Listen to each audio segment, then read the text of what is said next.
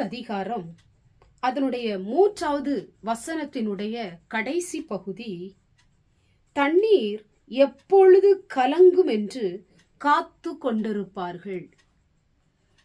எனக்கு அன்பான தேவ பிள்ளைகளே, எப்போது எனக்கு அற்புதம் நடக்கும் என்று சொல்லி உங்க மனசு காத்து கொண்டிருக்கிறதா?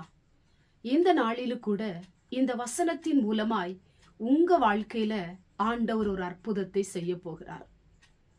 எப்பொழுது எனக்கு வேலை கிடைக்கும், எப்பொழுது எனக்கு குழந்தை பிறக்கும், எப்பொழுது என் சரீரத்திலே ஒரு சுகம் உண்டாகும், எப்பொழுது என்னுடைய பொருளாதாரத்திலே ஒரு பெருக்கம் உண்டாகும், எப்பொழுது எனக்கு ஒரு நல்ல வேலை கிடைக்கும், எப்பொழுது எனக்கு விசா கிடைக்கும், எப்பொழுது தேவன் என்னை ஆசீர்வதிப்பார், எப்பொழுது என் கடன் பிரச்சனைகள் எல்லாம் மாறும், இந்த பிரச்சனைகளுக்கெல்லாம் எப்பொழுது முடிவு உண்டாகும் என்று சொல்லி உங்க மனசு காத்து கொண்டிருக்கிறதா?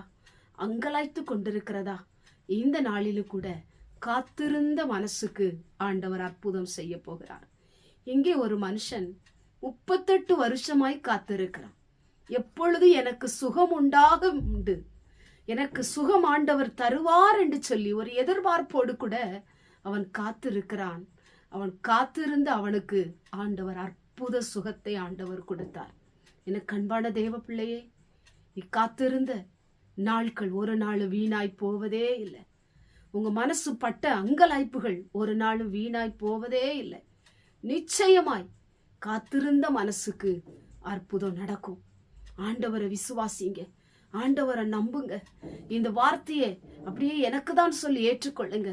நிச்சயமாய் உங்க வாழ்க்கையில காத்திருந்த அந்த மனசுக்கு ஆண்டவர் அற்புதம் செய்வார். மனசு ஏங்கும், எப்போ அந்த நாள் வரும், எப்போ அந்த ஆசீர்வாதத்தை நான் பெறுவேன், எப்பொழுது அந்த மகிழ்ச்சியை நான் காணுவேன், எப்பொழுது என் துக்கம் சந்தோஷமா மாறும், எப்போ என் வாழ்க்கையில மகிழ்ச்சி உண்டாகும் என்று சொல்லி காத்திருக்கிறாயா? இந்த நாளிலும் கூட ஆண்டவர் உங்க மனசை அறிந்தவர், உங்களுடைய இருதயத்தை பார்க்கிற தேவன் உங்களுக்கு ஒரு அற்புதம் செய்வார். நிச்சயம் உங்க வாழ்க்கையில அற்புதம் நடக்கும். கண்களை மூடி ஜெபம் பண்ணுவோம். எங்கள் பரிசுத்தமுள்ள நல்ல பிதாவே, கேட்டதான வசனத்தின் மூலமாய் ஆண்டவரே, நம்முடைய பிள்ளைகள் காத்திருந்து காத்திருந்து ஒருவேளை சோர்ந்து போய் இருக்கலாம். காத்திருந்த அந்த மனசுக்கு நீங்க அற்புதம் செய்ய போகிற நல்ல தயவுக்காய் ஸ்தோத்திரம். இந்த வார்த்தையை கேட்டுக்கொண்டிருக்கிற நம்முடைய பிள்ளைகள் அநேக காரியங்களுக்காக காத்திருக்கிறாங்கப்பா. இப்போ எனக்கு அற்புதம் நடக்கும் ஆண்டவரே, எனக்கு ஒரு அற்புதம் செய்ய மாட்டீரா?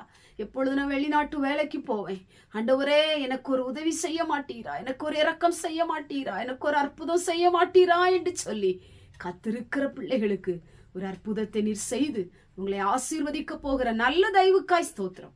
இயேசுவின் மூலம் ஜெபிக்கிறோம் பிதாவே, ஆமென்.